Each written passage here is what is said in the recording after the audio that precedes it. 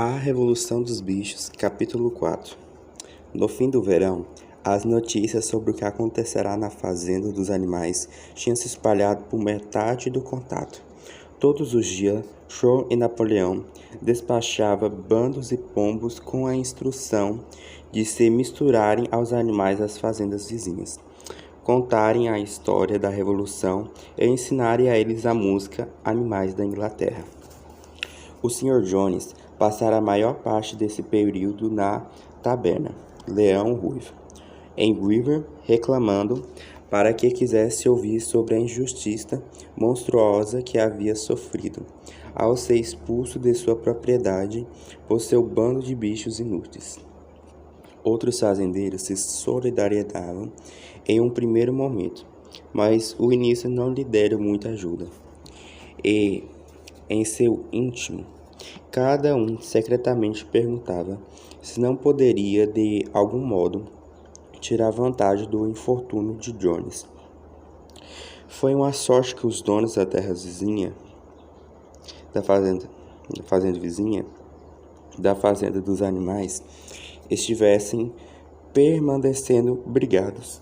Elas, chamada Forte, era grande, abandonada, antiga, tomada pelo mato, com todos os pastos gastos e as plantações em petição de miséria.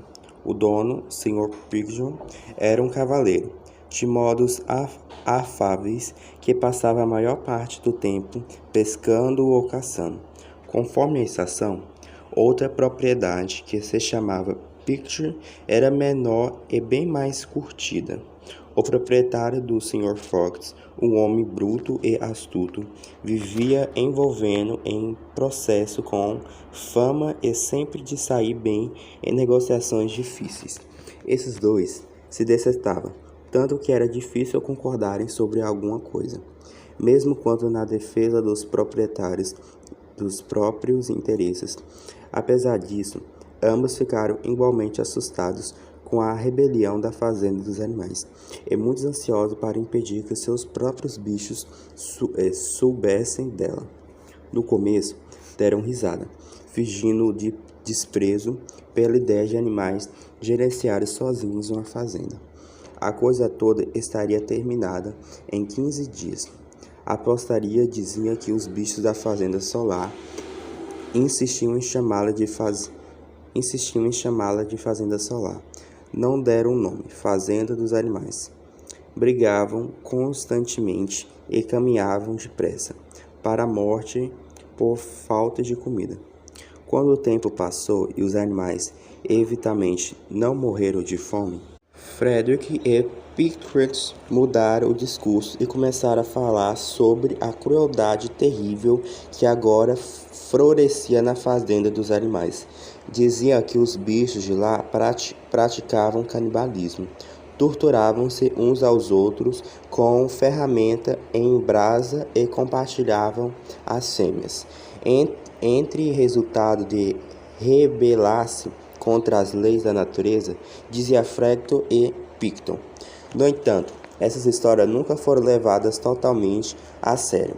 Boatos sobre uma fazenda maravilhosa, de onde os seres humanos tinham sido expulsos e os animais cuidavam dos próprios assuntos, continuaram a circular de forma vaga e distorcida. E ao longo daquele ano, uma onda de rebeliões varreu o campo. Touros que sempre tinham sido doces, subitamente se tornaram selvagens. Ovelhas quebradas a cerca dos carteiros e devoraram os trigos. Vacas chutaram o balde. O cavalo de caça refugavam diante das cercas e atiravam os cavaleiros para o lado de lá. Acima de tudo, a melodia, até a letra de Animais da Inglaterra, era agora conhecida em todos os lugares. Havia se espalhado a uma velocidade espantosa.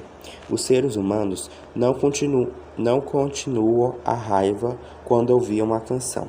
Embora fingissem considerá-la apenas ridícula, não conseguiam entender.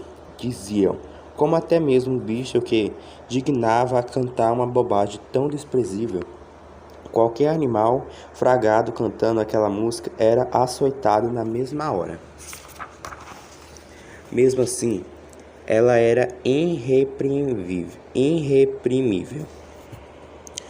Os melros, a associação nas secas, os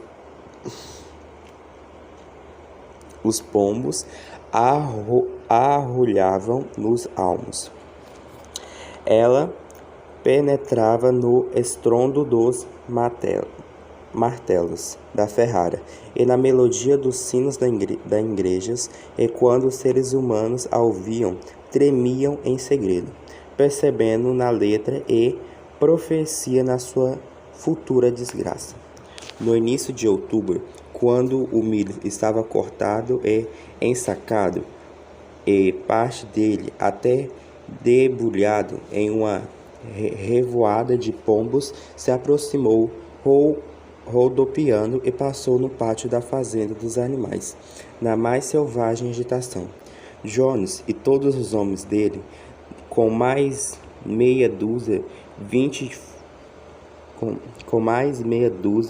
vinda de Fraud e Picture, tinham cruzado o portão de 5 barras e subiam a trilha que levava à fazenda, todos carregando bastões, exceto Jones, que marchava na frente empurrando uma arma.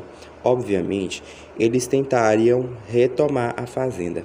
Aquilo já era esperado. Fazia bastante tempo. Todos os preparativos tinham sido feitos. John, que era um livro antigo encontrado na sede, havia estudado a história das campanhas militares do imperador romano Júlio César. Estava encarregado das operações de defesa. Deu suas ordens bem depressa, e poucos minutos todos os animais estavam em posição. Conforme os seres humanos se aproximavam das construções da fazenda, Chauvel lançou o primeiro ataque. Todos os pombos que somavam 35 voaram de um lado para o outro, por cima das cabeças dos homens, e lá de cima defecaram sobre eles.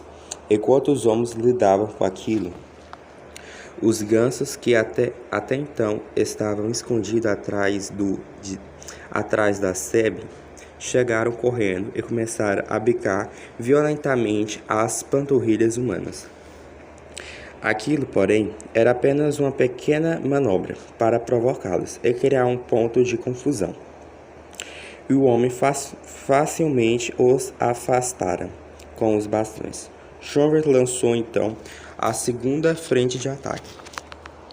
Mariel e Benjamin e todas as ovelhas, com Chauvel à frente, avançaram contra eles, empurrando-os e batendo-os de todos os lados, enquanto Benjamin se virou de costas e atingiu com os cascos. No entanto, mais uma vez o homem, com seus bastões e botas reforçadas com metal, foram mais fortes do que os bichos. De repente, um guincho de Chauvel era o sinal para a retirada. Todos os animais fizeram meia volta, cruzando o portão e correndo para o pátio. Os homens deram um grito de triunfo. De acordo com o que tinham imaginado, viram os inimigos fugindo e os perseguiam desordenadamente. Isso era exatamente o que o Roger queria. Assim que todos alcançaram o fundo do pátio, os 3 cavalos, as 3 vacas e o resto dos porcos que estavam na tocaia do curral apareceram de repente às costas dele e os interceptaram. Chauvel então deu sinal para o ataque. Ele mesmo partiu direto contra Jones. Jones ouviu se aproximando, ergueu a arma e disparou. As balas provocaram riscos de sangue nas costas de Chauvel, e uma ovelha tomou morta. Sem um instante de hesitação, George lançou seus quilos contra as pernas de Jones, que rodopiou a cair sobre um monte de esterco. A arma saiu voando de suas mãos, mas o espetáculo mas o espetáculo mais aterrorizante de todos foi boxe. Empinando nas patas traseiras, atacando com os grandes cascos dianteiros, como se fosse um garanhão. Seu primeiro golpe atingiu um cavalariço de Fox na cabeça e lançou sem vida na lama. Diante daquela cena, vários homens largavam os bastões e tentaram fugir, tomando pelo pânico. No mesmo seguinte, os animais junto os perseguiam. Os humanos corriam em círculo pelo pátio. Foram chifrados, chutados, mordidos, pisoteados. Não houve um só animal da fazenda que não se vingasse. Desde a própria maneira até a gata saltou de um telhado para os ombros de um vaqueiro e ficou as garras em sua nuca, arrancando-lhe gritos medonhos. Assim que a abertura da passagem ficou livre, os homens se sentiram mais do que felizes em correr para fora dali e fugir para a estrada. Assim, 5 minutos após a invasão, eles estavam vergonhosamente batendo em retirada pelo mesmo caminho, usado na ida, para um bando de gansas picadas suas panturrilhas ao longo de toda a fuga. Todos os homens foram embora, exceto um lá. Atrás do pátio, Box empalhava com a pata e cavalariço, cuja cabeça estava afundada na lama. Tentando girá-lo, o rapaz não se mexia. Está morto, anunciou Box, pesaroso. Eu não tive a intenção de acabar com ele. Esqueci que estava usando fechaduras. Mas quem vai acreditar que eu não fiz isso de propósito? Nada de sentimentalismo, camaradas, respondeu Shaw. Com as feridas ainda fervendo sangue, guerra é guerra, ser humano bom e ser humano morto. Não tenho nenhum desejo de acabar com a vida, mas na vida, nem mesmo com a vida humana, disse Box, e seus olhos estavam cheios de lágrimas. Onde está a Molly? Perguntou alguém. Molly realmente não se encontrava ali. Por um momento, todos ficaram bem alarmados, com receio de que os homens a tivessem ferido. De algum modo, ou mesmo a levada embora. No fim, porém, ela foi encontrada escondida em sua baia, com a cabeça enfiada no meio do feno do comedouro. Fugiram assim que ouviram a arma disparar. E quando os outros voltaram da procura por ela, foi apenas para descobrir que o cavalariço, que de fato estava apenas desmaiado, tinha se recuperado e dado no pé. Os animais se reuniram na maior agitação, cada um em altos brados, recordados os próprios feitos da batalha. Imediatamente improvisou-se uma celebração pela vitória. A bandeira foi hasteada e Animais da Inglaterra foi entoada, vezes sem corda. A ovelha que fora morta recebeu um enterro solene e um árduo espinhaneiro foi plantado em sua sepultura. Junto à cova, foi um pequeno discurso no qual enfatizou a importância de todos os bichos estarem prontos para morrer na fazenda dos animais se fosse necessário. Eles decidiram, por unanimidade, criar coordenação militar. Herói animal, primeira categoria, conferida ali mesmo em Shaw e Box. A condecoração consistia em uma medalha de latão. Na verdade, velhos pedaços de metal tirados dos cabretos encontrados na sala dos arreios.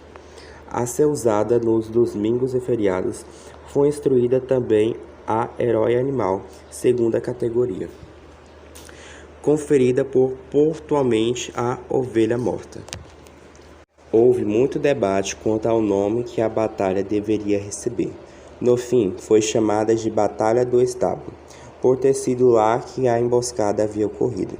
A arma do Sr. Johnny foi encontrada afundada na lama, e sabia-se que havia um estoque de munição na sede da fazenda. Ficou decidido que ela seria instalada na base dos mastros da bandeira como uma peça artilharia, que seria disparada 2 vezes ao ano.